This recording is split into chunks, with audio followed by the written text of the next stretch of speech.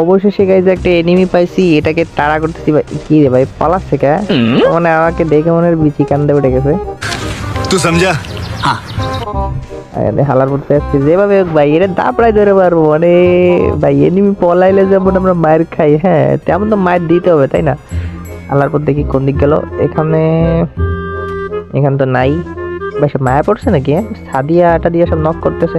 ওই যে উপরে বেটা মার মার মার আরে টাটা টাটা টাটা ওয়াই গড ভাই এই ইমুটকা বেটা এটা ইমুটকা মান সম্মান নষ্ট করা যাবে না। আরে ভাই মানে হয়েছে কি, যেটা আছে গাইজ এটা হচ্ছে নক ইমোট।